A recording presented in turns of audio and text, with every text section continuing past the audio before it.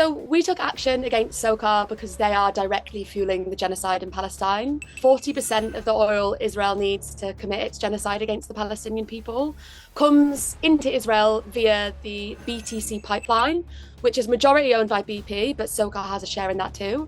And we know that once the oil arrives in Israel, it is transferred to refineries that directly fuel the Israeli military. So we took action taking into account this evidence. So not only has Sokar fueled the genocide in Palestine, but actually it appears now, based on the evidence in this report, that they're trying to hide that. So this really is the ultimate reason that we targeted Sokar.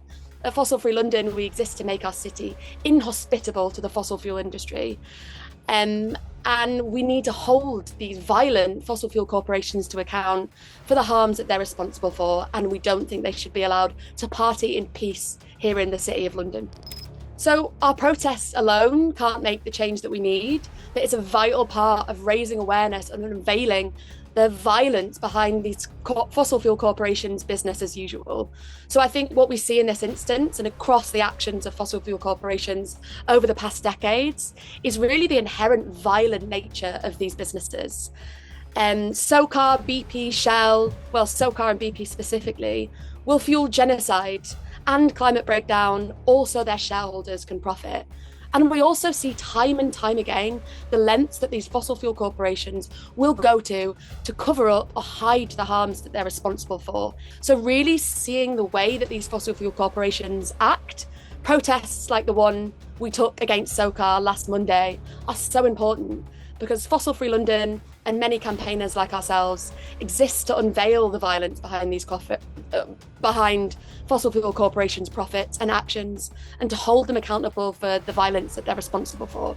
And as I said at the start, whilst this won't fix everything in silo, actually what raising awareness helps to do is it helps us build a strong people-powered movement to curtail the power of the fossil fuel industry and ultimately force our states to act in our interest.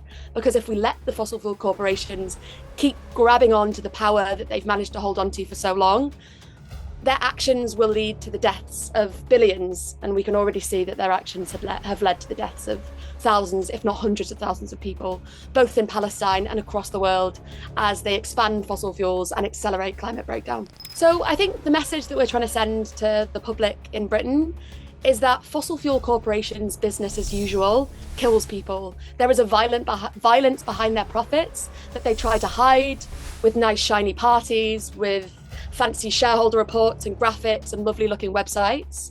But actually we need to realise that these people act in the interests of profit and their shareholders above all else. Again, we see this, in their continuous fueling of a genocide in Palestine, whilst the global community has rallied around in support of the people of Palestine as we witness horrors across our phones and the news, but also with climate breakdown as well.